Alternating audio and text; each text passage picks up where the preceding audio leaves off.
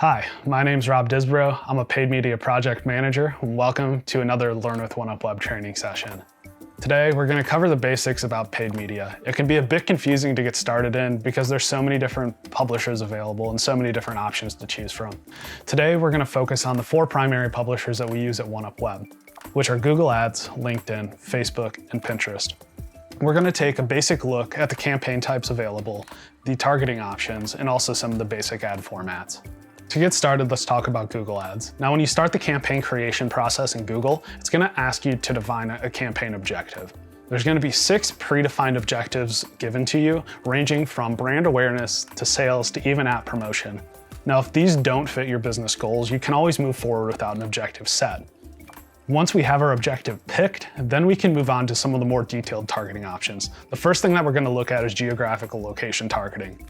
This can be done on a country level, state, city, zip code, or even a radius targeting around a brick and mortar location or larger.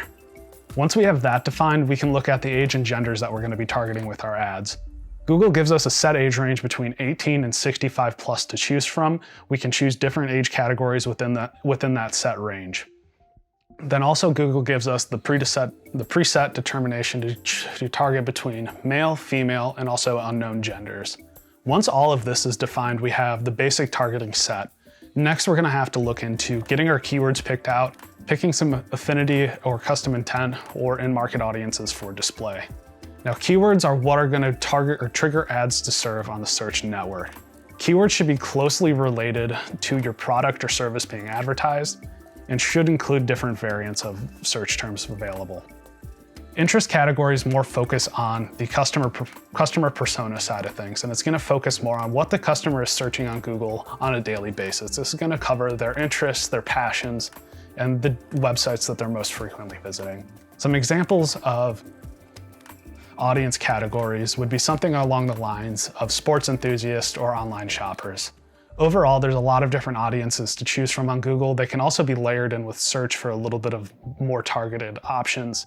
And we definitely suggest going through all of the different options available to create something that's very fine-tuned to your campaign. Now we can take a look at what we can do with our search ads. The big thing with search ads is taking up real estate on the SERP.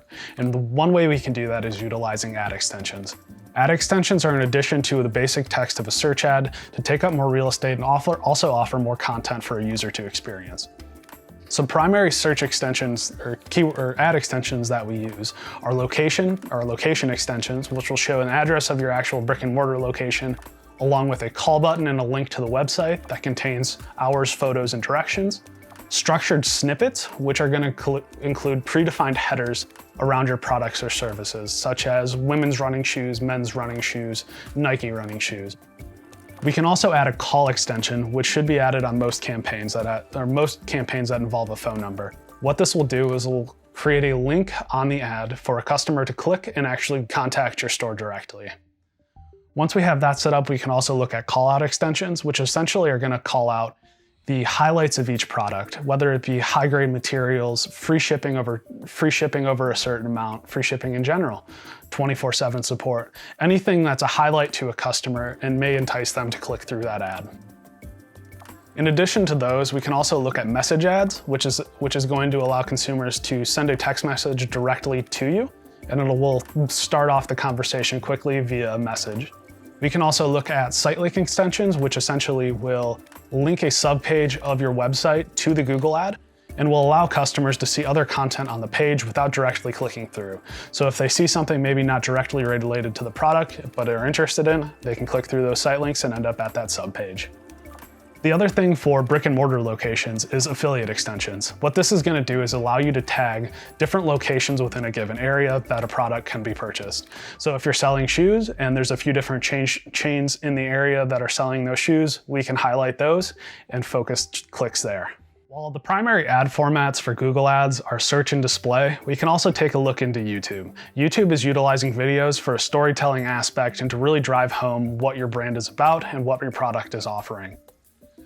Overall, with YouTube ads, we have 4 different formats that we can really use within the platform. We can use in-stream ads, which are the classic 15 seconds video spots prior to an ad playing with a skippable button after 5 seconds. We can utilize discovery ads, which will show actual text ads above the search results as a user is searching for content. We can use bumper ads, which are 6-second video slots that are non-skippable, but are short, brief, and really capture brand awareness. Another option is outstream ads, which will be placed on other URLs that users are searching and will automatically play as a user scrolls through a website. These are great for overall brand awareness, as a user isn't necessarily searching for something, but still seeing that story that you're trying to tell. Now that we've talked about Google a little bit, let's talk about Facebook. Once you start that campaign creation process, Facebook is also going to ask you to select a goal or objective of your campaign. Facebook breaks their categories down into 3 different things. They first start off with an awareness base based on brand awareness and reach, which is primarily going to focus on getting your ads in front of as many people as possible and really driving that top of mind brand awareness. The second section is consideration. What this is going to focus on is getting users to click through to your website. This is going to be best for that second touch point and really getting people to start engaging with your content on your landing page. This is going to be primary objectives with this are going to be traffic, engagement, app installs, video views, and lead generation. Final objective category is conversions, and these are mostly going to be focused on to get people to convert. And this is going to focus on users that show the most likelihood to convert through an ad click. Once we have our objective picked out for Facebook, we're going to go through the similar steps that we did with Google in terms of location targeting and age and gender targeting. Overall, location targeting on Facebook is very similar to Google in the sense that we can target by country, state, city, zip code, or radius. We can also target the same genders, male, female, and also unknown, and same age categories, 18 to 65 plus. Facebook does give us the opportunity to break out by individual age. So if you do have a very specific age range, Facebook is a great opportunity to get hyper-targeted within that. The big difference between Google Ads and Facebook is primarily interest-based in terms of audience targeting. So we're going to be looking at users' overall interests and correlating those to what our product or service is. So whether that is cooking, shopping online, or frequent travel, there's a lot of different options available on Facebook to start showing ads to new users. Another option within Facebook is utilizing connections. Those are people already engaged with your Facebook page organically, or even friends of people who are engaged with your Facebook page.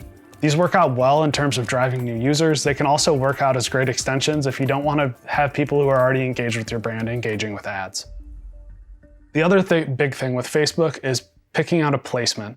Within Facebook, we have options such as the newsfeed, Instagram, stories, Messenger. There's a lot of different options available. So the big thing is going to be picking what is most appropriate for both your creative available and also where you feel users are going to be the most engaged. Ad formats on Facebook are a bit different than what we see on Google. Facebook is primarily going to utilize an image or a video combined with a primary text, a headline, and also a CTA button. Some of the different ad formats on Facebook include single image ads, carousel ads, which combine multiple images and are scrollable for users, also video ads showing that story within the newsfeed on Facebook. Now that we've talked about Facebook, let's get into LinkedIn. So LinkedIn, being much more of a B2B platform, is going to still have some similar things to Facebook and Google in the sense that we're looking at objectives around awareness, consideration, and conversion. However, when we get into some of the more detailed targeting is where we're going to see those big differences. We do have the basis of location targeting, whether that be country, state, city, zip code, DMA, and also your basic age and gender targeting from males, females, and unknown, also 18 to 65 plus. The big thing is the interests or attributes targeting within LinkedIn.